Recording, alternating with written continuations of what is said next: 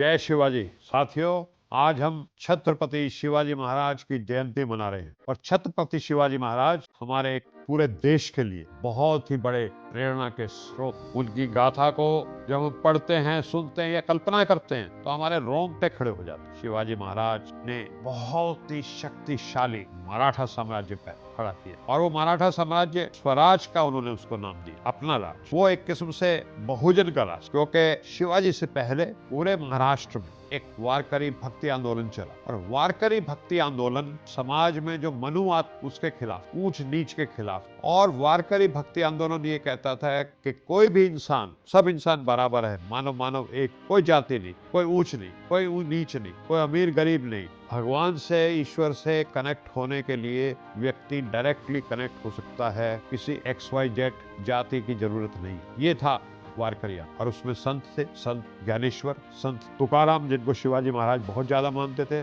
जिनके उपदेशों से शिवाजी महाराज हमेशा प्रभावित रहते थे, संत एकनाथ, संत नामदेव। इन संतों ने जो वारकरी भक्ति आंदोलन चलाया, पूरे महाराष्ट्र में समता का भाव पैदा हो गया, एक भाईचारा, एक एकता की भावना पैदा। और शिवाजी और सब उनके जो सैनिक थे, जिनको मावले कहा जाता था, वो किसी एक जाति से नहीं आते। वो सह्याद्री के ग्रामीण क्षेत्रों में, उनकी पहाड़ियों पे रहने वाले सामान्य युवा थे, हर जाति से थे, किसान थे, दस्तकार थे, लेकिन उनमें वारकरी आंदोलन से एक भाईचारा और एकता की भावना है। और ये इतिहास बार बार कहता है, 1000 देशों का अगर आप पिछले 5000 साल का इतिहास उठा के देख लेंगे तो जो देश महान बना है वो तब महान बना है जब उस देश के समाज में समता आई। तो महाराष्ट्र में वारकरी आंदोलन से समता आई, समाज में समता आई। शिवाजी महाराज ने उस समता को, क्योंकि वो संत तुकाराम उपदेशों से प्रभावित थे, उस समता को और बढ़ावा दिया। और मावले सैनिक जो सिर्फ वेतन के लिए नहीं लड़ते थे, वो मर्सनरीज नहीं थे, वो सम्मान के लिए,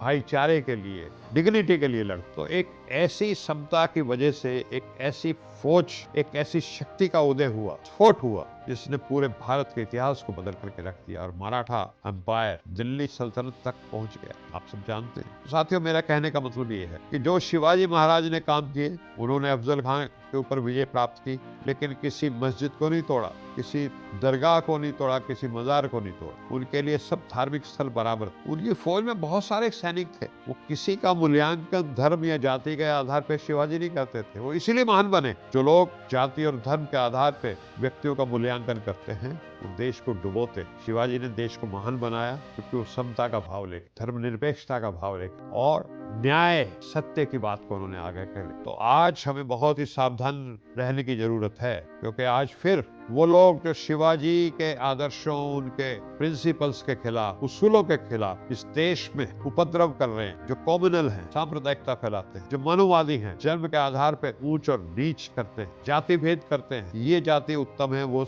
जाति कम है, वो देश के लिए सबसे बड़े घातक दुश्मन है। क्योंकि देश में जब एकता टूटती है, दरारें आती है, समता खत्म होती है, तो देश बर्बादी के दलदल में चला जाए। तो महाराज शिवाजी से, उनकी जीवन गाथा से, उनकी शौर्य गाथा से हम प्रेरणा लेते हैं कि हम इस देश में जो भी मनुवादी हैं, इस देश में जो भी सेकुलरिज्म के खिलाफ, हम उनसे लोहा लेंगे, उन ताकतों को ऐसे ही परास्त करेंगे जैसे छत्रपति शिवाजी महाराज ने अपने समय में मनुवादी ताकतों को और कम्युनल ताकतों को परास्त किया था। जय शिवाजी, जय हिंद।